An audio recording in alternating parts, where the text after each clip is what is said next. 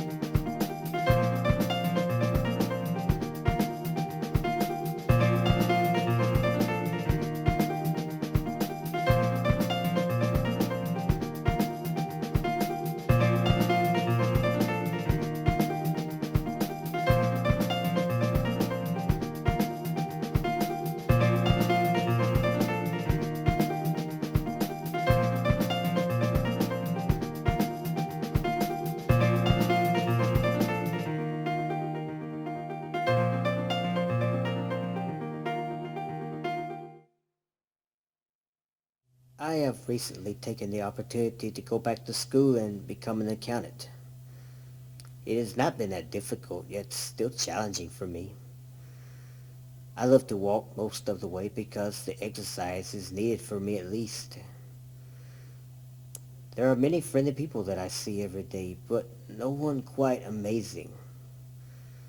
The weather has been very nice these last few weeks and looks great for an afternoon of peace and comfort.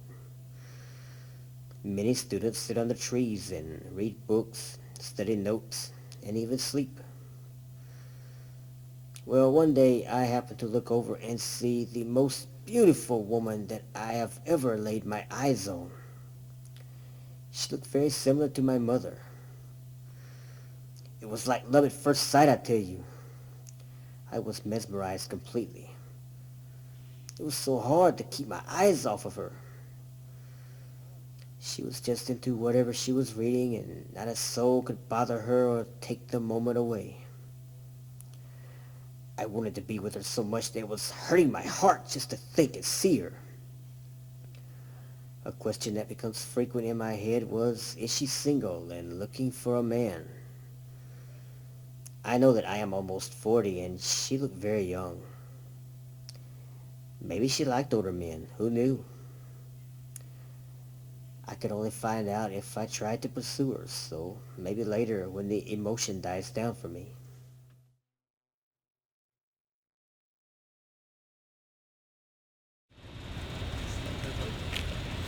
I don't even know what's gonna be on it. You have to help me. We're gonna go sit in the library. It's really not Who is that?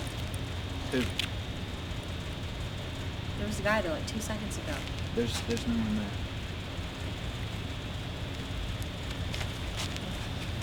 Don't worry about it. We'll just go study.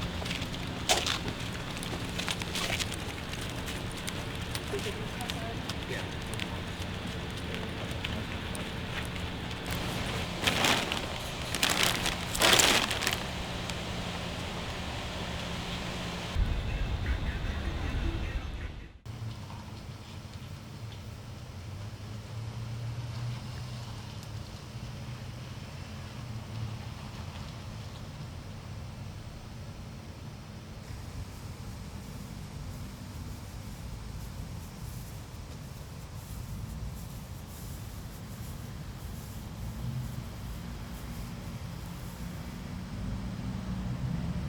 Keep in mind, Mina Lloyd was one of the modernist poets, right? She wrote around the same time that Ezra Pound and William Carlos Williams, T.S. Eliot, all those other big names in poetry wrote.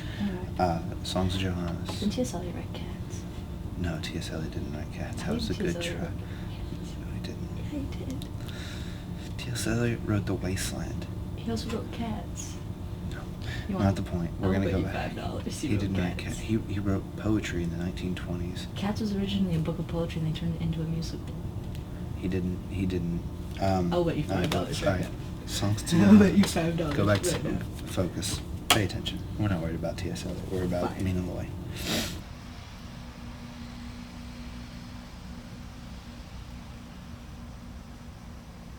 Stanza 8 is going to be really important just because you got to keep in mind these are all different views he has on sex and love. Or she, I'm sorry. This one starts out, come to me. There's something I've got to tell you, and I can't. Something taking shape, something that has a new name, a new dimension, a new use, a new illusion.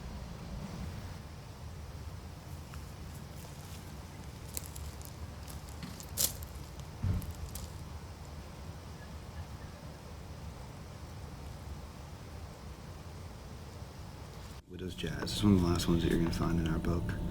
This one focuses on after her husband had died, like 18 years before this poem was written. Before which one was written? The Widow's Jazz. Before her husband died, about 15 to 18 years before this. No one's really sure how he dies or where he's at. But and it's talking about a bit of desire that she feels for this man in a jazz club, and it's actually overshadowed by the death of her husband. Like she still thinks about him so heavily that she can't think about anyone else. Yeah. How do you know so much about poetry? I suppose I just took the class last semester. Wasn't a big thing, you know.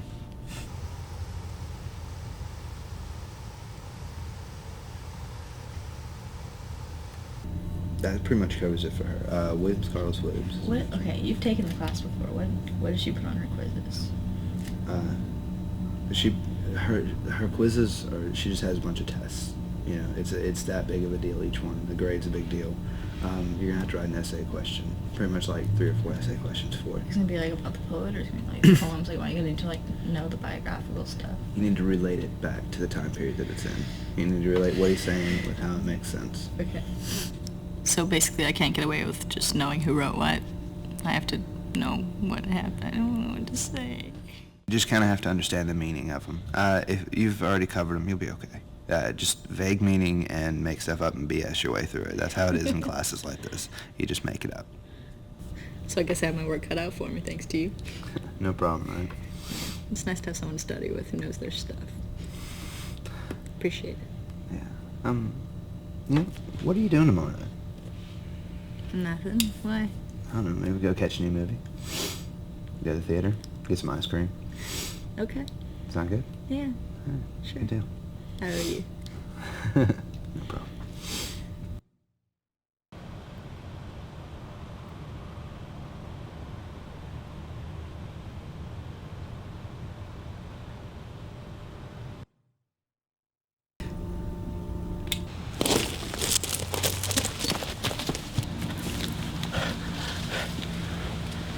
What's up?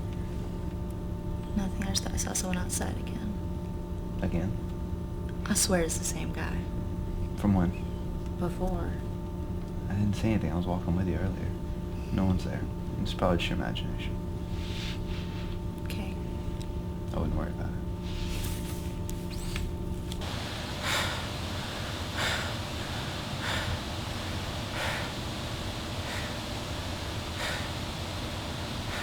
Thanks again. I appreciate it. It's really not a problem. But I guess I'll see you tomorrow night, about 7-ish. You want to meet there, here? Or what? We can meet here. I'll pick you up over by the dorms. Okay. Does that work? All right. Good night.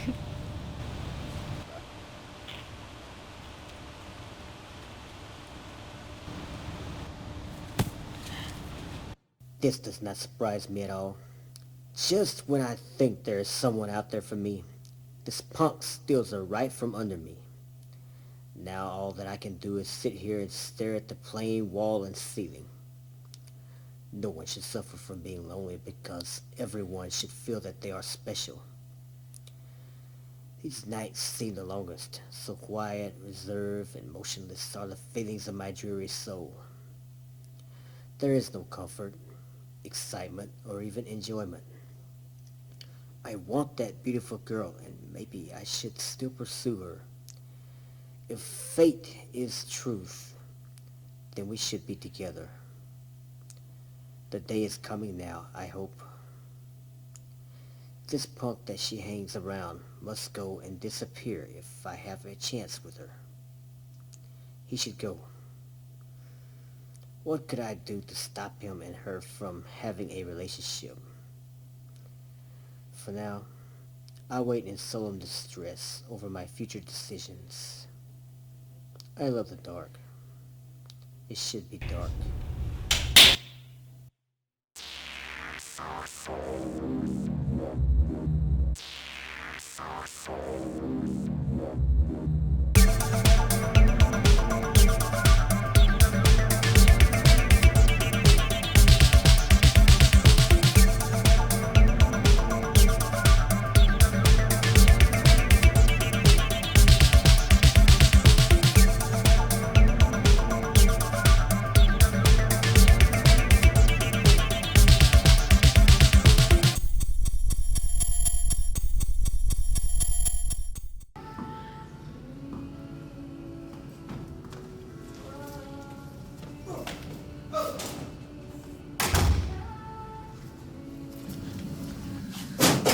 What?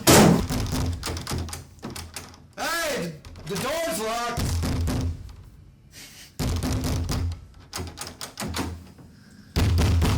Anybody?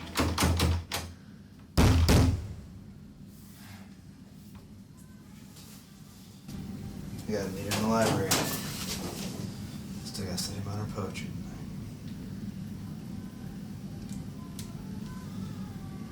Please answer. Don't be inside. Listen up. Try again.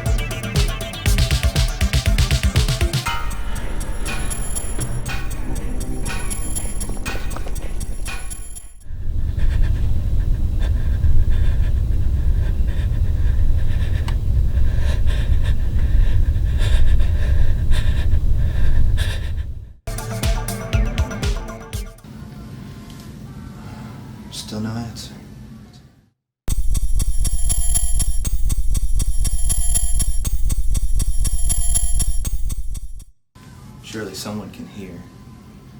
Voicemail.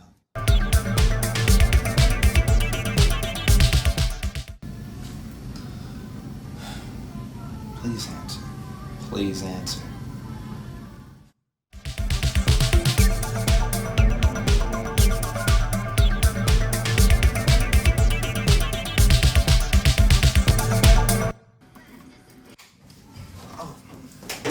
What are you doing in here? Been in here for a good 15-20 minutes. Someone pushed me in here. Someone pushed you in here? They pushed me in here. We're gonna have to file an incident report. You're gonna be here forever. I can't stay. I gotta go. I've got an appointment. I have to file an incident report. I've got to get there. I have to be there. I just have to. I gotta be there. I'm late. Where are you going? I just gotta go.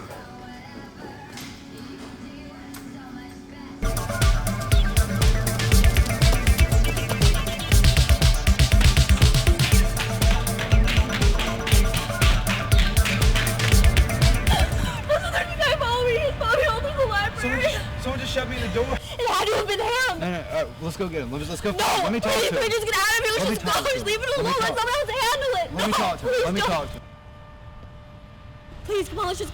That's him. Let's go. Come on, run. Jack. What the hell are you doing here? Why are you following us? She's the love of my life. What are you talking about? There are bigger things going on here than you. You gotta go.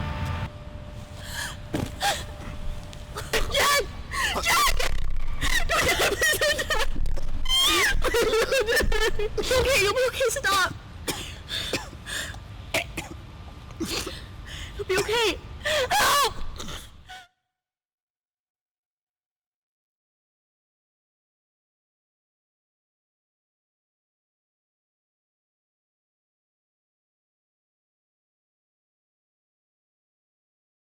I never wanted it to turn out like this, but they left me no choice. All of my days are the same like it used to be. It is long, quiet, reserved, and motionless.